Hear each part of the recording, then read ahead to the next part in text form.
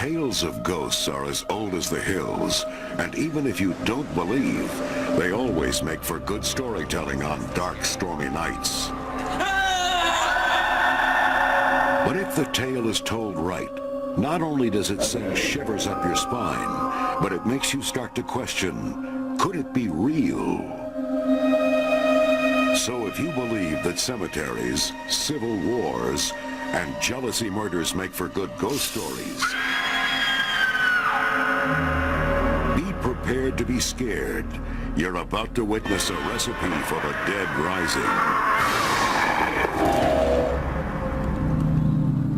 Our tour of America's haunted hotels kicks off with one of the most famous and beautiful hotels on the West Coast. And because this hotel's first class, people are dying to get in.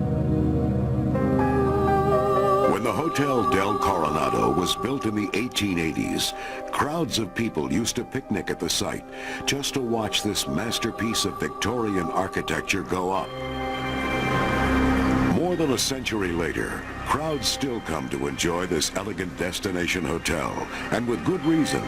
It's conveniently located on the small island of Coronado, just off the California coast, a short drive from the great restaurants of San Diego. There's something about the Del that is so unique. I think its history is certainly a significant magnet, and the architecture, as you know, you've seen it yourself, is absolutely spectacular. And the location, being on 26 beachfront acres, is truly almost impossible to replicate anywhere else. And for the last 100 years, the Coronado has attracted big names from all over the world, including world leaders, crowned heads of Europe, as well as American royalty. The Hotel del Coronado has even doubled as a movie set, like in the Hollywood classic Some Like It Hot, starring Marilyn Monroe. But this hotel's most famous guest might be a permanent resident. She's a Victorian beauty named Kate Morgan. I definitely believe that Kate haunts the hotel. But will you believe it too? The eerie tale begins as mysteriously as it ends. Kate Morgan checked into the Hotel del Coronado on November 24th, 1892. Suspiciously, she signed in under what would prove to be a false name, Lottie Bernard. She was alone, had no luggage, and appeared to be ill. One point she asked for a glass of whiskey to be sent to her room. She was very ill. Everyone at the hotel recognized that, and she was in a lot of pain. Kate Morgan spent 5 days at the Hotel del Coronado. On the 6th day, she was found dead. Kate's body was actually found here the morning after she killed herself by a hotel employee. After discovering her body, he alerted everyone at the hotel. Then they began the painstaking process of trying to figure out who she was and where she came from. When they could not really determine her exact identity, they did a sketch of her face, and they sent that sketch to newspapers and police agencies throughout the country. The newspapers around the country began calling her the beautiful stranger because of the mystery surrounding her identity. Finally, the police received an anonymous letter identifying her as Kate Morgan from Iowa. The news shocked the country. Suddenly, Americans became entranced by this mysterious woman who traveled alone, without luggage, and with an alias. You can imagine what a traumatic and kind of scandalous event this was back in 1892. Gradually, they pieced together the background of this tragic beauty. She and her husband used to ride the trains around the country and gamble. And she supposedly posed as her husband's sister so she could distract the gamblers, and then he would make money off of his competitors. But on the train to San Diego, Kate and her husband had a fight, and he left her. At the Hotel del Coronado, she waited, hoping he would join her. Finally, Alone and desperate, she gave up. Though Kate Morgan has been dead more than a century, she apparently has never left the Hotel del Coronado. She was young, she was brokenhearted, she was on her own, and she killed herself.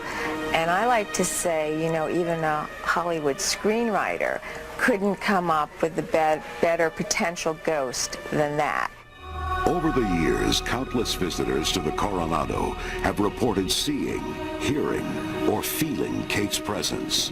Karen Lakis is one of them. As I'm putting the key in the door, I'm glancing over my right shoulder, and I glance over and see this beautiful, beautiful, stunning woman who's also putting the key in her door.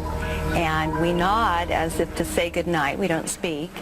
And I take one step into my room and realize that this is not a woman of our era. She was a woman dressed in a beautiful Victorian gown.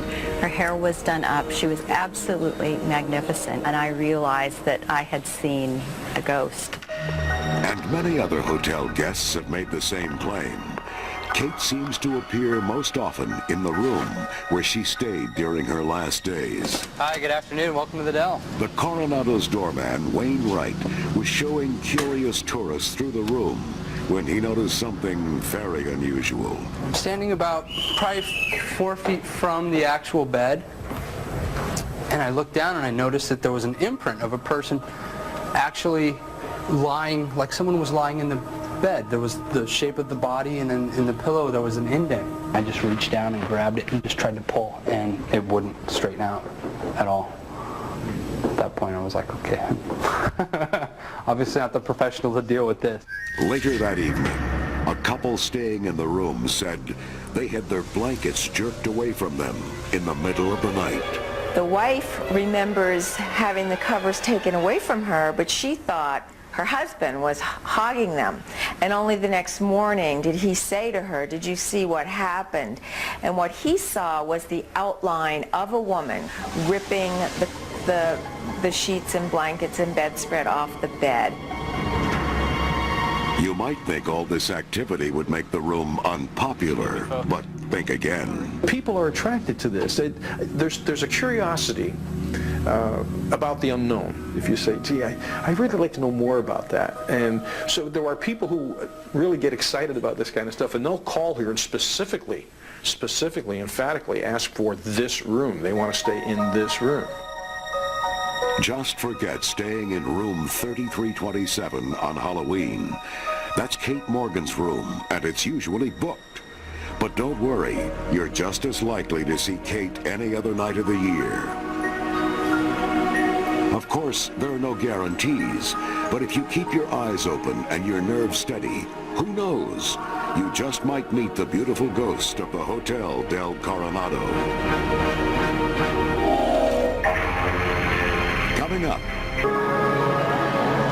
more than half the U.S. population believes in unexplained phenomena, and 1/4 of all Americans claim to have seen or felt the presence of a ghost. But whether you believe or not, everyone seems to love the thrill of being scared. The next stop on our tour of America's haunted hotels takes us to Long Beach, California, where the renowned ocean liner, the Queen Mary, dropped anchor more than 30 years ago.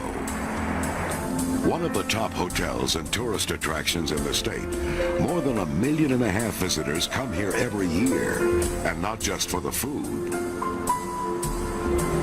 Guests tour the ship, dine in her restaurants, or spend the night in one of her many historical staterooms.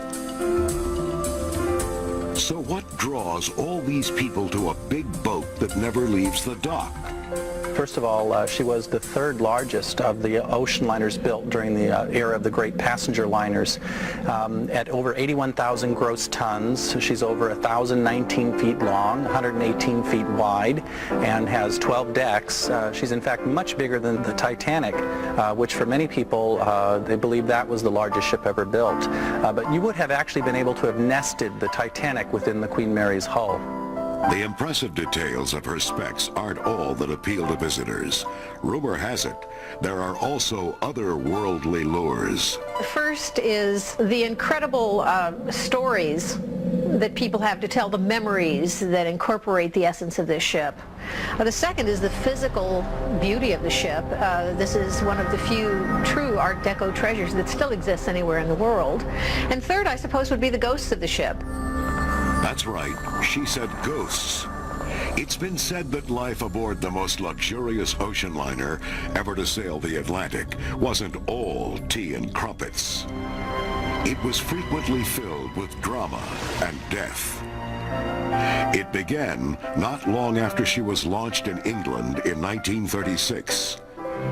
It was then that she was pressed into military service as a troop carrier during World War II. Queen Mary is credited, along with the Queen Elizabeth, of shortening World War II by a full year because she could carry so many troops at one time. She still holds the record for the most persons ever aboard a ship, 16,000 passengers and crew during one crossing.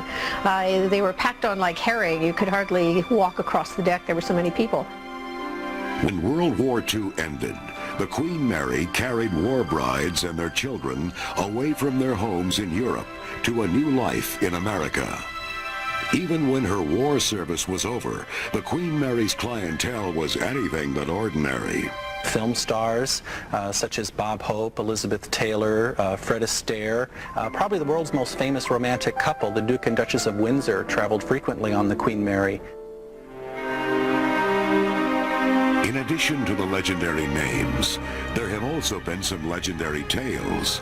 Records show that in the more than 6 decades since the Queen Mary made her first transatlantic crossing, there have been a large number of deaths on board the ship. And it's said that the spirits of many of those people are still here and make themselves known frequently. They're sort of minding their own business, doing what they would do during a passage on the ship, and they don't seem to realize that they're spirits. They seem to think they're part of the crew or part of the company of the passengers on the ship. In fact, ghost sightings are reported so frequently that the ship recently opened a new tour, Ghosts and Legends of the Queen Mary. We're now entering the officers' accommodations. This is an area of the ship where the senior officers had their cabins. And every part of the ship is said to have its own dark story to tell. 1947, a senior second officer accidentally drank some tetrachloric acid, thinking it was gin, and actually poisoned himself to death. Since that time, there have been reports of ghostly sightings in the officers' quarters and also in the bridge and wheelhouse directly above us. And that's just the beginning. One of the bigger parts of Ghosts and Legends is that it's in the lower forward areas of the ship, which have not been open to the public since the ship arrived here in '67, and before that only available to the crew members. So the public has never been in these areas. There are boiler rooms and storage areas way below the waterline. This dark and creepy underbelly of the ship is the last place you'd want to be trapped. A perfect place to tell a ghost story, I should add. We're now entering a part of the ship known as the isolation wards. These were hospital facilities that were designed to take care of passengers who were discovered to be traveling with communicable diseases. It's also been documented that the isolation wards were used as a holding area for stowaways that were arrested traveling illegally on board the ship. But rather than being jailed here to face the consequences, some of them committed suicide. And one of the most famous ghost stories is reported to have happened right here. Down in the depths of the Queen Mary shaft tunnels is watertight door number 13. And in July of 1966, a very tragic accident occurred here involving a young fireman's apprentice. The young man opened the door to get through but got caught by it. And you can see by the size of the door and also these massive gears, it would be very painful. The door came back on him and trapped him in here. He was crushed to death. And ever since then, strange supernatural occurrences have been reported at this very spot. Not only sightings of ghosts, but also of sounds and experiences. And we don't know for sure, but it's possible that the tragic accident that occurred here at watertight door number 13 may have something to do with the supernatural phenomena that occur in this area of the ship. But this isn't the only place they say spirits tend to gather. Many believe the swimming pool is the most haunted part of the ship. People claim to hear laughter, splashing water, and wet footprints, even though there is no water in the pool. There are some psychics that believe that there are over several hundred ghosts that occupy this area of the ship. And they believe that there's a vortex into another dimension by which these ghosts come and go. And it's this poltergeist epicenter that people from miles around hope to catch a glimpse of. Well, some of the oldest stories that I've ever heard of reports of ghostly activity in this area involve a woman in a swimming suit. Sometimes she's seen around the swimming pool ready to dive in. Sometimes she's seen up on the balcony. But in any event, she always disappears. It's believed that one staple spirit of the Queen Mary is a little girl who appears all over the ship. Yet the story behind this little girl ghost will forever remain a mystery. She is a trickster and a prankster. She slams doors and appears to want to play. People will look up and see this little girl in a bonnet with a period dress. They realize she's sort of floating and look down and see she has no legs and disappears.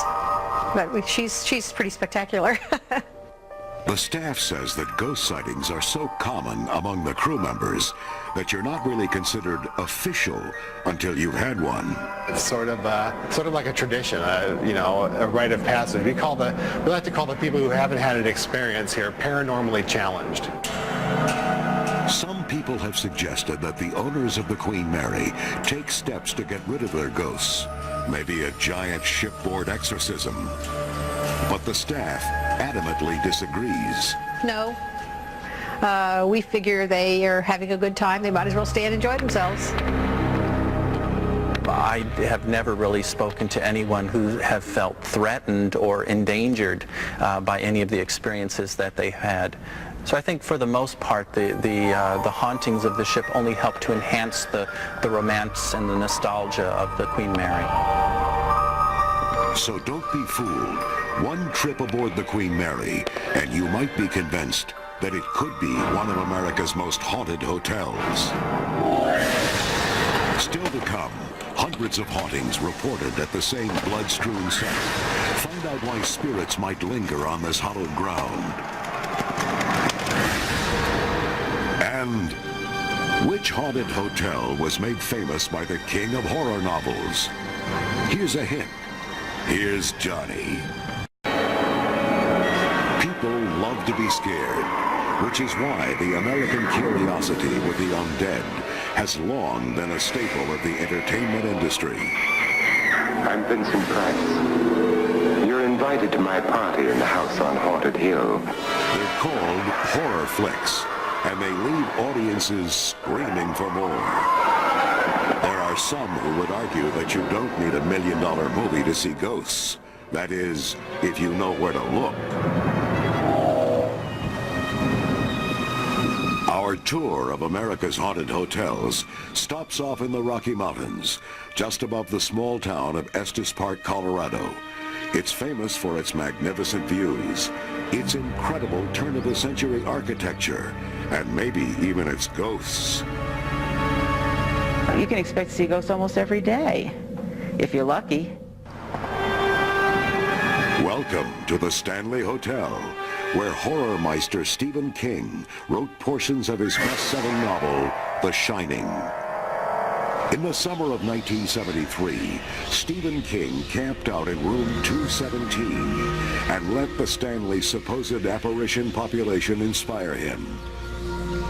And although the Stanleys' real ghost stories are not quite as gruesome as those in The Shining, they're still said to spook the masses. They're not going to throw you into the wall or steal your jewelry or things that some other ghosts might do. The staff claims that these ghosts will not hesitate to play tricks on you to get your attention. They just want to say, hey, I'm here too.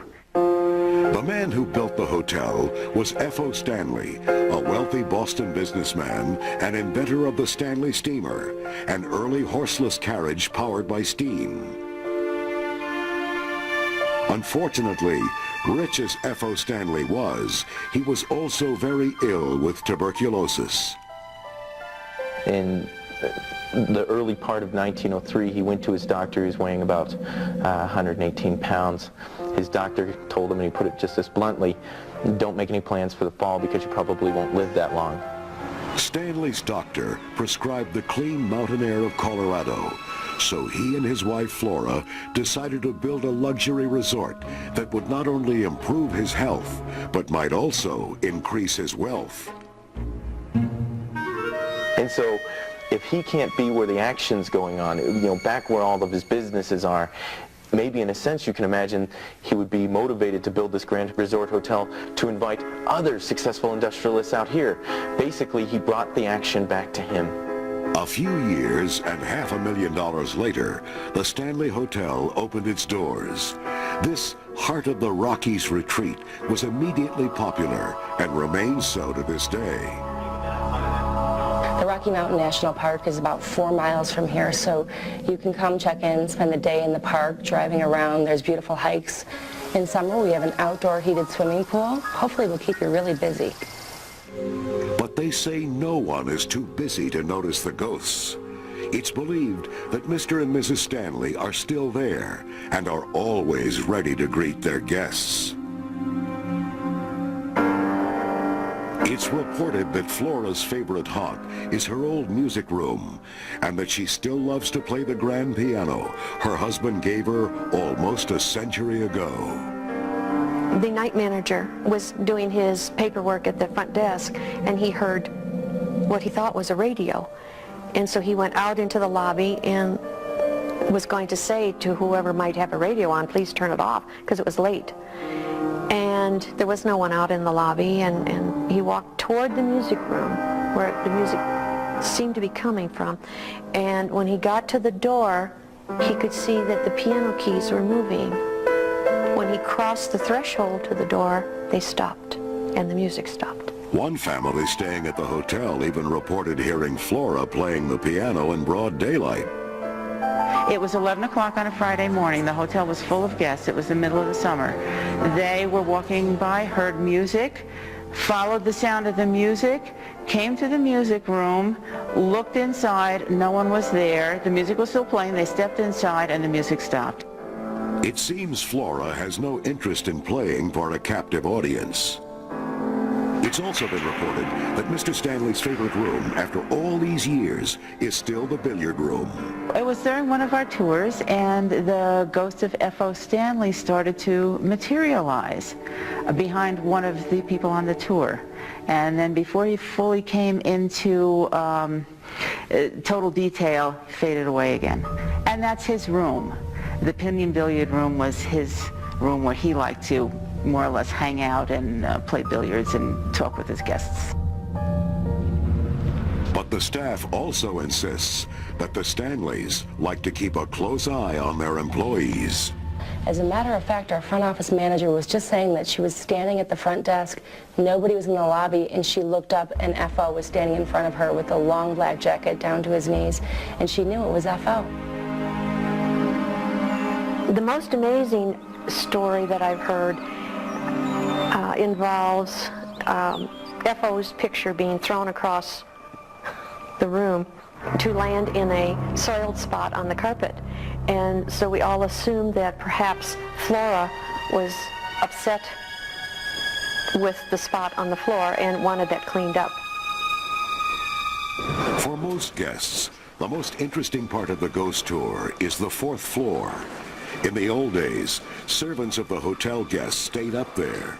The corridors are narrower, the rooms smaller, and the ghost stories even more eerie.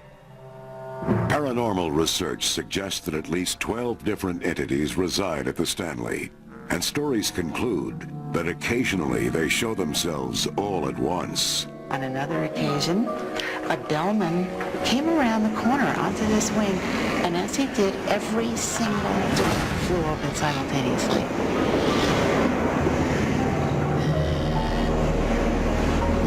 action is claimed to center around room 418. This is where the cleaning crew routinely hears strange noises and finds imprints on the bed, even when no one has been registered for the room. And sometimes, guests report hearing children playing in the hallways. On one occasion, 2 separate couples checked out before they were due to check out because they said that they couldn't sleep all night because of the children playing in the corridor and making noise. Well, there were absolutely no children registered at the hotel that night on any floor. Years ago, word of ghosts at the Stanley Hotel might have ruined business. Today, it's a major attraction. I'd like to see something. I'd like to have some fun, but, I don't want to, freak out and go through years of therapy, So I'd like to see something and have fun, but nothing too traumatic. So if your idea of fun is seeing unexplained ghostly phenomena, you might want to get up your nerve and check into this scare palace. And while you're there, pay your respects to Mr. and Mrs. Stanley. They're always ready to entertain. Coming up, murder at a Louisiana plantation home results in an eerie ghostly legend when Haunted Hotels returns. At least once a year, Americans love to be scared. It's the celebration of All Hallows Eve, October 31st, better known as Halloween. But there could be some haunted houses to visit all year round.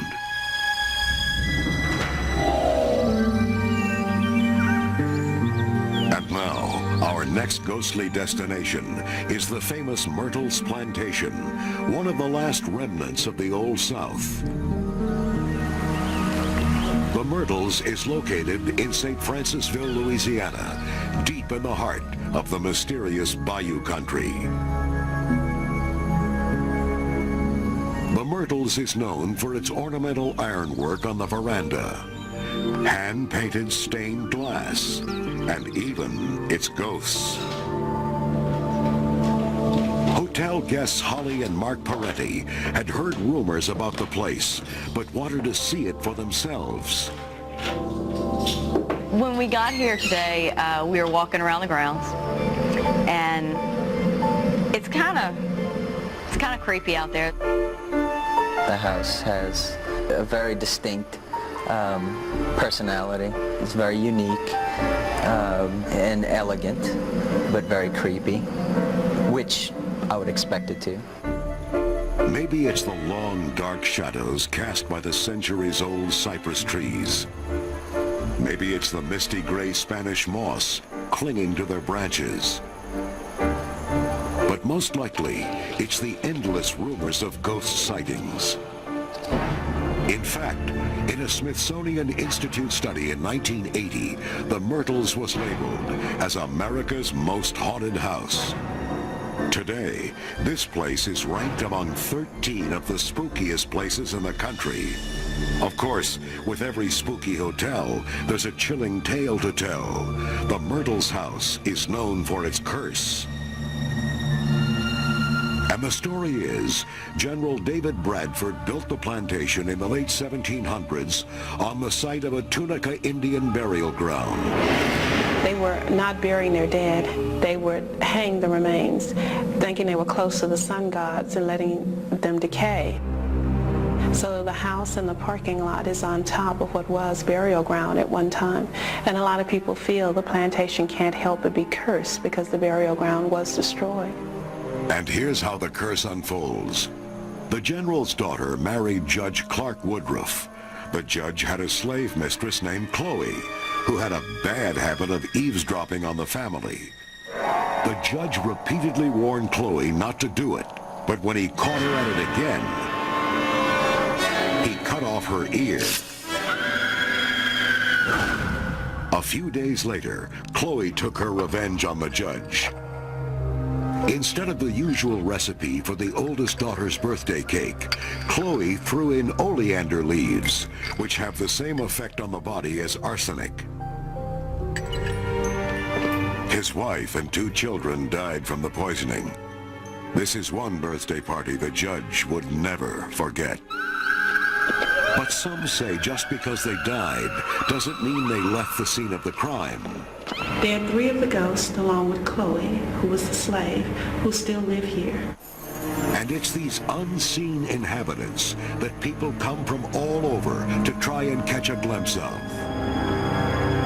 Some people even say they can see Chloe in the mirror and the judge's children skipping through the Myrtles' courtyard. Tita Moss and her husband have owned the Myrtles for more than 7 years. Before they bought it, they were told the Myrtles was haunted. They just didn't believe it. We thought that that was probably an advertising ploy. Having been a marketing major in college, you know, there's lots of hooks that you use. And we obviously were not afraid because we thought, gee, ghost, what a hook. That's great. Bet they get lots of tourists. Had absolutely no idea that it were actually a haunted home.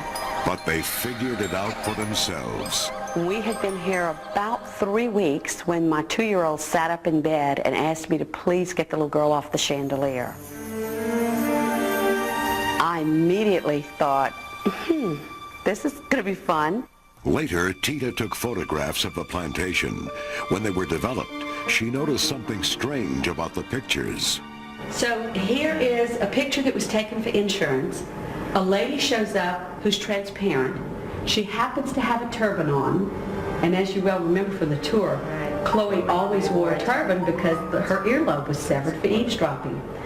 The lady Chloe murdered Sarah Matilda and the 2 children. Can you see that you can just see the boards right through her body? Yeah. I mean, it's easily seen. As she looked closer, more strange figures seemed to be staring down from the plantation roof. Can you see the little boy and the little girl right here on the roof line? Right there. Is that not remarkable? The other thing that makes this hotel different is that the Myrtles doesn't provide any television, telephones, or radios. So what you see, or rather what you don't see, is what you get. You want something to happen because it's like everyone is expecting you to come home with the story. And so you want something to happen, so you don't want to be like a wasted trip. But then again, I'm not so sure I want anything to happen at all. But when morning came, they had a story to tell. Shortly after they went to bed, they supposedly were awakened by the sound of footsteps. She was talking when it happened, and I didn't know she knew that I heard it. I kept it to myself because I figured if I acknowledged that I heard it, it would freak him out even more, so I just kept my mouth shut. But after that, I laid awake, my eyes wide open, running on pure adrenaline. Later, Holly claimed to have another encounter. I went back over to get the shampoo out of our room, and I didn't want to tell him this, but I swear, when I was walking back, I heard little, like, footsteps following me. What? Like light little footsteps following me like a little kid or something. I'm serious. Though Holly and Mark were scheduled to stay another night, they decided one night was enough. They were convinced the Myrtles was haunted. I did it once. I don't need to do it again. It seems the Myrtles has enough hair-raising tales to last this lifetime, and maybe a few more. Coming up next, in the bloody summer of 1863, more than 50,000 men died at the Battle of Gettysburg. Today, their spirits still haunt this hallowed ground on America's Haunted Hotels. Ghosts, ghouls, goblins. Are you a believer yet? On America's Haunted Hotels, you've heard amazing stories of ghostly apparitions. First, we checked into the Hotel Del Coronado outside San Diego, California, where a suicidal beauty has been haunting the halls for the past 100 years. Then, we hopped aboard the most legendary floating hotel in history, the Queen Mary, docked in Long Beach, California. The spine-tingling stories of accidental deaths occurring on this ship are not for the faint of heart. Next, we toured Stephen King's inspirational ghostly abode, the famous Stanley Hotel in Estes Park, Colorado. And we dared to venture into the Myrtles Plantation House, where the curse of the Tunica Indian burial ground took its toll on a Southern general and his family. Our tour of America's haunted hotels continues with a place steeped in American history. The fields are green and peaceful, the town quaint and charming. But on 3 hot July days in 1863, Union and Confederate soldiers fought the bloodiest battle in the Civil War, the Battle of Gettysburg.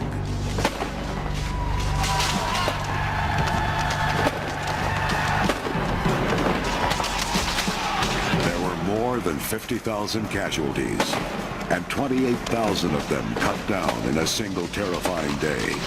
Many believe their spirits still linger here. It's an element called sudden death syndrome. We had 55,000 soldiers who were exposed to sudden death syndrome, the traumatic death. They've been ripped from life at a young age, 15, 17, 19. They had unfinished tasks. And I think that their spirits are sticking around until those tasks are accomplished. Gettysburg is said to be the most haunted place in America. And the most haunted place in Gettysburg may be this 200-year-old building, the Farnsworth House Bed and Breakfast. When the sign outside advertises spirits, remember, it doesn't mean liquor. The Farnsworth House was built in 1810. That means almost 2 centuries of human drama and the potential for hordes of ghosts. Not forward. In fact, which is why the Farnsworth House staffers regularly try to contact their resident specters through routine seances. At this point, if you would be kind enough to please join hands, we will let the seance continue.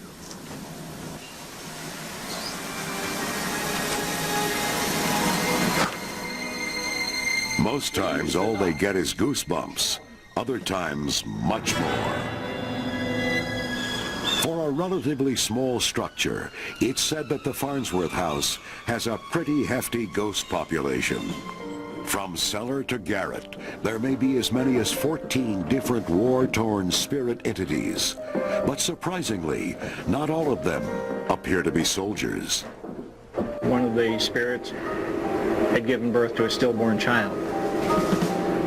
It was a traumatic experience for her, and she's still here as long as the spirit of the child remains in the house. In addition, another woman haunts the bedrooms, a midwife named Maria. Some guests who've stayed in this room say they woke up to see a woman standing beside the bed. There seems not to be a mean bone in her body. She just is somebody who is very, very caring and looks after people. But most of the ghosts are said to be connected to the Civil War. During the Battle of Gettysburg, Confederate sharpshooters holed up in the Farnsworth House garret, kept the Yankees pinned down with sniper fire. And the story is, after long nights of shooting, the soldiers would gather together to rest and sometimes play music. Guests have reported hearing what sounds like a mouth harp being played in the wee hours of the morning. About at 2 o'clock in the morning, sounds like a gentleman setting up here playing this mouth harp. Well, who could be up there at 2 o'clock in the morning? The answer always is the same, there's nobody. Nobody alive, anyway. They say there are more ghosts here than just soldiers and midwives. It's been told that there are also children who haunt these historic halls. In the early 1900s, a 5-year-old boy was brought into one of the bedrooms. He'd been run over by a horse and wagon right outside the Farnsworth house and was too badly injured to be moved further.